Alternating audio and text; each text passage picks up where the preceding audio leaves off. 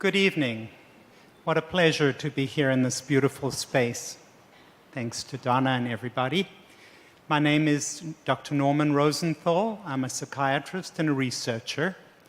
And for 20 years, I was at the National Institute of Mental Health, where I was involved in describing seasonal affective disorder and developing light therapy as a treatment for it.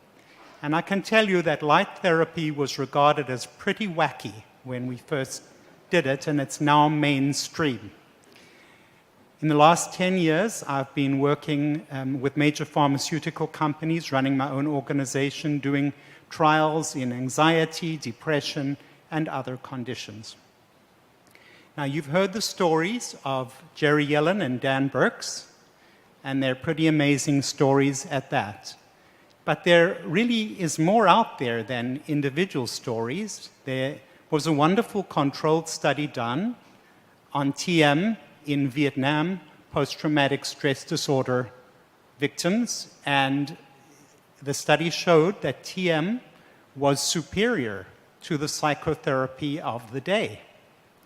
And just recently, we conducted in our organization a study on 5 veterans of our new wars in Afghanistan and Iraq.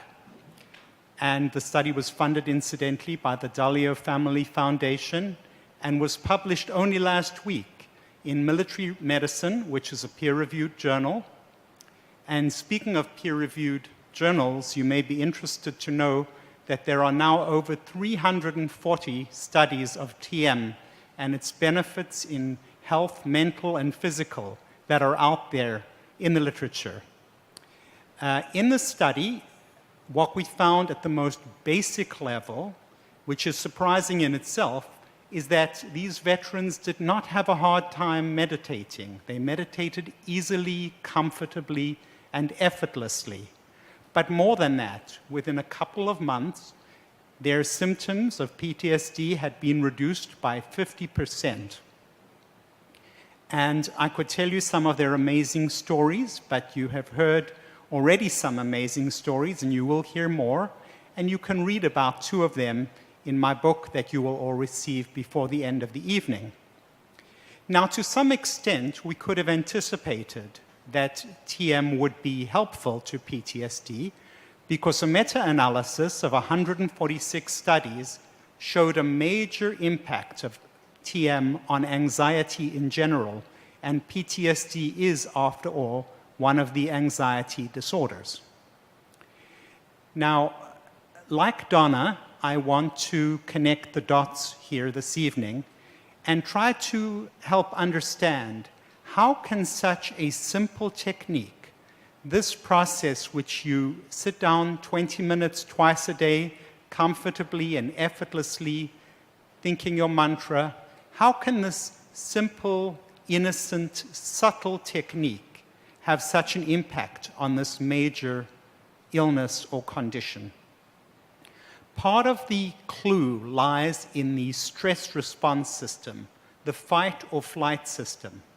Normally, the stress response should be like a short story with a beginning, a middle, and an end, focused around a specific stress.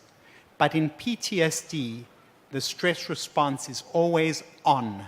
It's there grinding away day and night.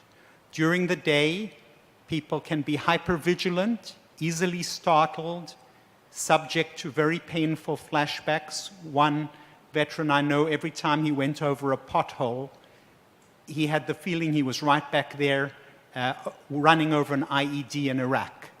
Their nights are disrupted by awful nightmares. They can wake up drenched in sweat as though they're back in the battlefield again. And TM is known to be able to settle down this fight, fight response that occurs when people are overactivated. As you saw in the earlier videos, there can also be a numb detachment until this kicks in full force. So we know now, as we've heard, and as many of you know, that PTSD is a huge problem. It affects 1 in 7 of our deployed Marines and soldiers from our recent wars. costs an enormous untold amount, and yet the VA is overwhelmed and doesn't have the resources to deal with it. So it's really time for us to think about new and alternative approaches, and I would say it's time for us to fund some large-scale controlled studies of transcendental meditation. Now I'd like to show you just a few slides from a different condition which will illuminate, I believe, how TM might be able to really help us with PTSD. If you look at this first slide, it's a meta-analysis of the effects of TM on blood pressure. And look how TM lowers blood pressure, superior to all the other stress management techniques. Here you have biofeedback. Here you have muscle relaxation. Here you have this combination that actually makes the blood pressure worse.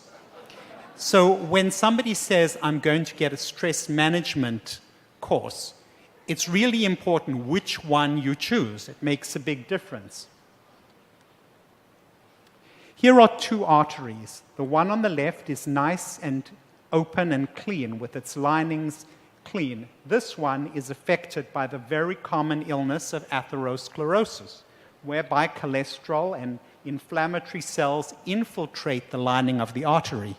Now, whatever organ is at the other side of this artery, you're in good shape there, but you're in trouble there.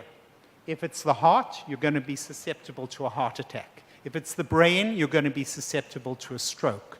1 in 3 people in the United States and all developed countries die of cardiovascular illness. What happens to people who meditate?